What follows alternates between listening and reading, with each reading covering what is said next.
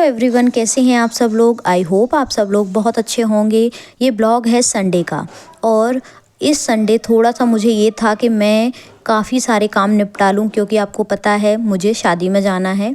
तो इसीलिए ना घर थोड़ा सा नीट एंड क्लीन रहे जब तक मैं वापस आऊँ तब तक, और ना हस्बैंड को भी ज़्यादा कुछ काम नहीं करना पड़े, ऐसा मैं सोच रही थी। तो पूरा घर अरेंज करने का प्लान था मेरा कि संडे है तो कपड़े भी धो लूँ मैं और ना अच्छे से साफ़ सफाई भी पूरी कर दूं। अब उसमें मैंने सबसे पहले क्या किया था, झाड़ू लगाना शुरू कर दिया था। एक तरफ से मैंने सोचा पूरा पहले झाड़ू लगा लेती हूँ।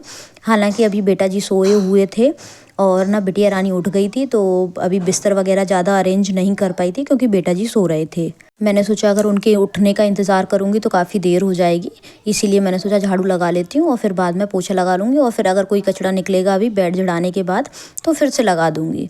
क्योंकि अगर अभी ऐसा सोच लेती कि अभी नहीं, जब उठेंगे तभी पूरा लगाऊँगी, एकदम साफ़ सुथरा तभी करूँगी, तो मेरा काम बहुत लेट हो जाता। तो ऐसा सोचकर मैंने सबसे पहले लगाया पूरे घर में झाड़ू। बेड वगैरह के नीचे से अच्छे से जितना भी कचरा था वो पूरा अच्छे से निकाल दिया। ये देखिए बेटा जी सोए हुए हैं अभी। और अच्छा एक चीज़ है, ये वाला रूम जो है ना, बालकनी से सीधी धूप इस रूम में आती है। अगर मैं पूरे गेट खोल दूँ ना, और ना लगभग 11 बजे के टाइम पर इस कमरे में बहुत अच्छी धूप आ जाती है। सर्दियों में ना हम लोगों को छत पे जाने की कभी भी ज़रूरत नहीं पड़ती है। बालकनी में इतनी बढ़िया और अच्छी सी धूप होती है कि आराम से बैठें। सर्दियों में तो बढ़िया धूप लगे, और गर्मियों में भी बहुत तेज़ धूप आती है। आंधी, बारिश, पानी और धूल, ये सब चीज़ें मुफ्त में मिलती हैं। ठीक है, तो देखिए खुले घर के कुछ बेनिफिट्स हैं तो कुछ लॉसेस भी होते हैं। लॉसेस में ये है कि धूल बहुत आती है, गेट पे धूल जम जाती है। आपने अभी सुबह सफाई की हो, जब आप लौट कर आओगे ऑफिस से तो आपको काफ़ी गंदगी मिल जाएगी, धूल मिल जाएगी, मतलब पैरों में। आप अगर एक दिन पोछा नहीं लगा पाओगे, 2 दिन पोछा नहीं लगा पाओगे, तो आपके पैर गंदे होने लगेंगे, इतनी धूल आती है बालकनी में। तो मुझे जब भी टाइम मिलता है, तो जैसे डेली अगर नहीं हो पाता है तो एटलीस्ट मेरी कोशिश यही रहती है कि अल्टरनेट तो मैं पोछा लगा ही लूँ। फिर क्या हुआ था, ये सारे चादर निकाले थे धोने के लिए, तो फिर मैंने दूसरा चादर इस पर बिछा दिया था। मैंने कहा जब तक वो धोऊंगी तो मैं दूसरा चादर इस पर बिछा देती हूँ, जिससे अचानक कोई आ भी जाए तो ज़्यादा वैसा ना लगे। इस रूम में क्या होता है कि बच्चे केवल टीवी देखने के लिए बैठते हैं, मतलब केवल टीवी देखना होती है तभी आते हैं इस रूम में, अदरवाइज़ ज़्यादातर वो जो बेडरूम है उसी में ही रहते हैं, पढ़ते भी उधर ही हैं। तो ये है, इधर का चादर ज़्यादा गंदा नहीं होता है। तो इसको ना मैं अल्टरनेट भी ऐसे करके धो देती हूँ, जैसे अगर उधर के चादर का नंबर लगा है तो इधर का दूसरी बार में लग जाएगा। मतलब अमूमन वो वाला जो बेडरूम का चादर है वो ज़्यादा गंदा होता है, ये कम गंदा होता है। बस अब देखिए ये मेरे सामान निकले हुए रखे हुए हैं जितने भी हैं। अभी पैकिंग ठीक से नहीं हुई है, कुछ सामान मार्केट से आना है। हेलो, गुड मॉर्निंग जी। आज है संडे और अभी तक जो मेरा काम हो चुका है वो मैं आपको बताऊं तो मैं नीचे की, ये देखिए ये हमारे बेटा जी आ गए, ये अभी सो के उठे हैं। ये देखिए इनकी शक्लें, ये देखिए ये अभी अपने हाथ से कपड़े पहनेंगे। ठीक है, इतनी लेट सो के उठे हो आप वैष्णव है?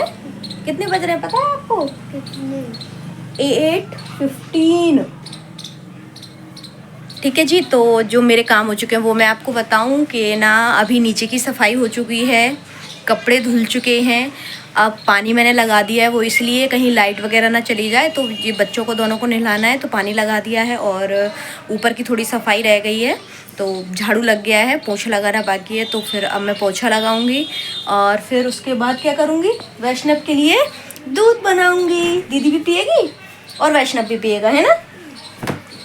ठीक है, बस अब देखिए कैसे कैसे काम होते हैं सारे। संडे है तो सोच रही हूँ बहुत सारे काम आज निपटा लूँ, और पैकिंग की है तो पैकिंग भी चल रही है साथ में। सारा सामान देखती जा रही हूँ, रखती जा रही हूँ, कुछ रख रहा है, कुछ अभी लाना बाकी है मार्केट से। क्योंकि ना अभी देखिए कुछ टाइम से घर का काम शुरू हो गया है, तो वहाँ भी टाइम देना पड़ रहा है, तो थोड़ा सा टाइम कम मिल पा रहा है अभी मुझे सामान देखने के लिए और पैक करने के लिए। ऐसी शक्ल बना रहा है मुन्नू, ऐसे शक्ल बना रहा है। ठीक है जी, तो लेकिन देखिए काम तो करने ही है, सारे करने हैं, है ना? तो करते हैं और निपटाते हैं। ठीक है जी, कितना काम हो पाता है देखते हैं। हाँ, बाय बाय। पूरा झाड़ू लगाने के बाद फिर मैंने सोचा कि पोछा मैं लगाना बाद में शुरू करूँगी। पहले मैं ना मशीन में जो कपड़े धुल चुके हैं उनको ड्राई कर लेती हूँ और एक और लोड लगा के आ जाती हूँ, जिससे ना मशीन में कपड़े भी धुलते रहें और इधर मेरा पोछा भी लगता रहे। तो बस यही था। अब ये ड्रायर का रुकने का मैं वेट कर रही थी, वहीं पर मैं गुनगुना रही थी, थोड़ा सा अपना मूड इन्हेंस कर रही थी कि अरे थोड़ा सा अपने लिए भी थोड़ा सा गुनगुना लेती हूँ कभी कभी, और काम करती रहती हूँ। ये मतलब थोड़ी सी मेरी आदत है कि ना मैं काम करने के साथ साथ हमेशा कुछ ना कुछ गुनगुनाती रहती हूँ, तो मेरा टाइम पास भी हो जाता है और मुझे काम करते टाइम पे बोरियत बिल्कुल भी नहीं होती। अब ये लोड लग जाएगा ना, मतलब आज सारे कपड़े धुल जाएंगे, तो फिर उसके बाद देखिए अगला संडे तो शादी है ही है, तो फिर इस संडे के अलावा मुझे कोई दूसरा संडे मिलने वाला नहीं है। तो मेरा यही था कि आज मैं पूरे कंप्लीट कपड़े धो के रख लूँ, फिर उसके बाद अगर इक्का दुक्का कुछ निकलेंगे भी तो वो मैं हाथ से धो के डाल दूँगी। लेकिन मैं डीपली जो ज़्यादातर कपड़े हैं वो आज ही मेरे धुल जाएँ। इनकी बच्चों की जैकेट वगैरह हैं, हस्बैंड के कुछ कपड़े हैं, बच्चों के कपड़े, तो बस यही सोच के मैंने आज ना 2 से 3 बार कम से कम मशीन में लोड लगाकर कपड़े धो दिए। तो ऐसे करके पूरे कपड़े धुल गए थे। फिर उसके बाद साथ ही साथ मेरा पोछा भी लगता जा रहा था और कपड़े भी धुलते जा रहे थे, कुछ सूखते जा रहे थे, कुछ उठा के रखती जा रही थी, क्योंकि देखिए ड्रायर में जब कपड़े ड्रायर हो जाते हैं उसके बाद आधा घंटे में पूरे कपड़े बढ़िया से सूख जाते हैं। तो ऐसे ही पूरा रूटीन चल रहा था, साथ साथ में पोछा और प्लस मशीन, ये दोनों काम एक साथ चल रहे थे। और ये देखिए ऊपर की सीढ़ियाँ पूरा मैंने अच्छे से डीपली क्लीन कर दी, नीचे की सीढ़ियाँ, मतलब ये मान लीजिए आज मैंने ना शादी के लिए एकदम बढ़िया बेहतरीन सफाई पूरी कंप्लीट कर दी थी। अब शादी के लिए मतलब आप लोगों को लग रहा होगा कि आपके घर में शादी है, जो आप सोच रहे हो कि शादी के लिए आपने तैयारी कर दी। नहीं जी, अब मैं निकलूंगी शादी के लिए तो जाहिर सी बात है पीछे से घर एकदम साफ़ सुथरा होना चाहिए, तो वही तैयारी मैंने पूरी कंप्लीट कर दी। मैं निकल जाऊंगी शादी में और मेरा घर एकदम साफ़ सुथरा रहेगा। अच्छा, जब मैं घर से कहीं भी बाहर जाती हूँ 2 से 3 दिन के लिए, या फिर मतलब 1-2 दिन के लिए भी अगर जा रही हूँ ना, इस बार तो खैर ये है 3 दिन 4 दिन लग जाएंगे मुझे लगभग, लेकिन फिर भी मेरी एक आदत है, जब भी मैं घर से अगर 2 दिन के लिए भी 1 दिन के लिए भी कहीं बाहर जाऊँ तो घर पूरा अरेंज करके एक सा करके ही जाती हूँ, क्योंकि वापस आने के बाद देखिए वैसे ही बहुत फैलता है और हम कहीं से आते हैं तो थक भी जाते हैं। ऐसे में अगर घर भी हमको मतलब ऐसा ही लगे कि कहीं कुछ फैला डला है, कहीं कुछ डला हुआ है, तो फिर वो मन थोड़ा सा ये हो जाता है कि अरे यार बहुत ज़्यादा काम करना है। हमारा दिमाग ऑलरेडी हमको ये बोलने लगता है कि अरे यार वैसे इतना थक गए और ये देखो घर कितना गंदा पड़ा है, कैसा मैसी पड़ा हुआ है। तो इसीलिए हमेशा मेरा यही रहता है कि मैं जब भी घर से जाऊँ तो घर थोड़ा सा पूरा कंप्लीट अरेंज करके साफ़ करके जाऊँ, क्योंकि लौट के आने के बाद देखिए आप घर छोड़ के जाते तो गंदा तो आपको मिलता ही मिलता है, साथ में अगर आप पहले सफाई करके नहीं जाते हैं तो और भी ज़्यादा गंदा मिलता है आपको। इसलिए मेरा तो यही रहता है, इवन जब मैं निकलती हूँ घर से तो जो कपड़े इधर उधर फैले हुए होते हैं ना, वो भी मैं एक से अरेंज करके तभी जाती हूँ।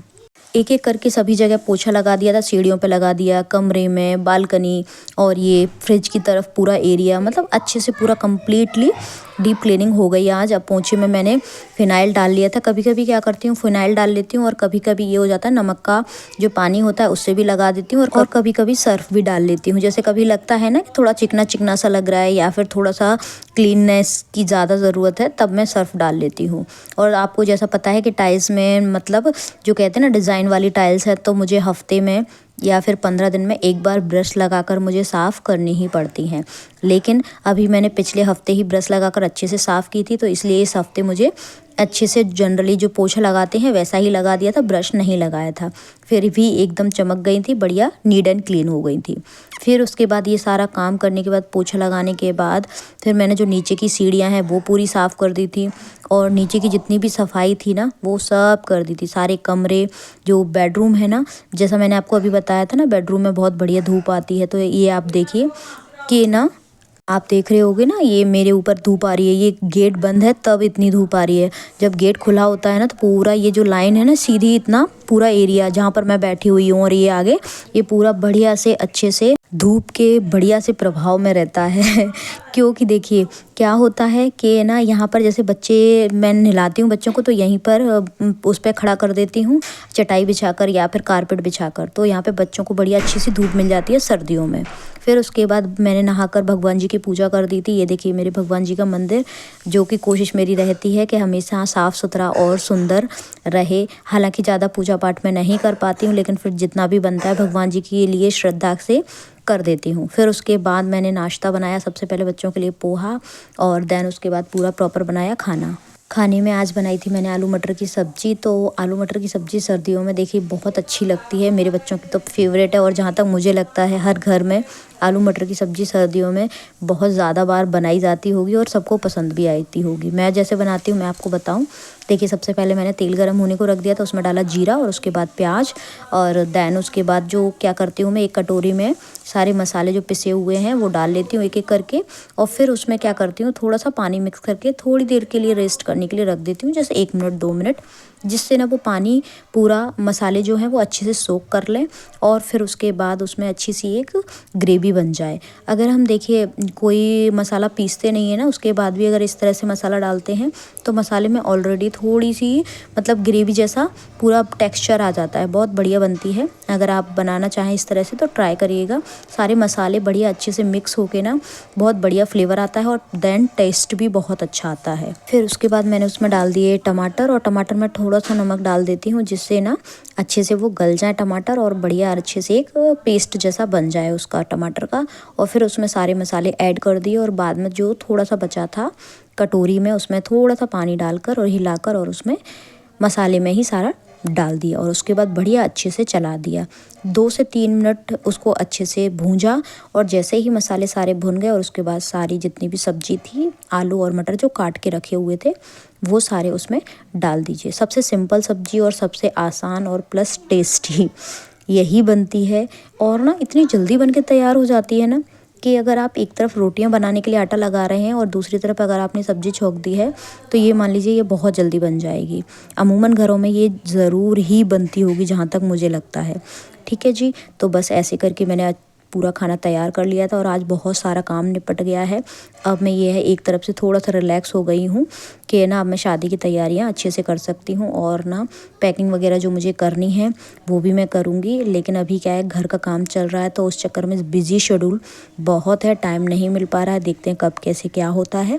आई होप आपको ब्लॉग पसंद आया होगा और अगर ब्लॉग पसंद आया हो तो प्लीज़ चैनल को लाइक शेयर सब्सक्राइब ज़रूर करिएगा। और आगे आप किस तरह के ब्लॉग चाहते हैं और अगर कुछ मुझे ऐड करना हो अपने ब्लॉग में या फिर किस तरह से और अच्छा मैं कर सकती हूँ तो प्लीज़ आप अपना सजेशन ज़रूर बताइए। हो सकता है आपके सजेशन से मेरा काम आसान हो जाए, क्योंकि आप लोगों के कमेंट जब भी आते हैं और मैं पढ़ती हूँ तो मुझे बहुत ही अच्छा लगता है और कुछ ना कुछ सीखने को ज़रूर मिलता है। तो आप मुझे ज़रूर कमेंट करिएगा। Thank you so much, thank you for watching.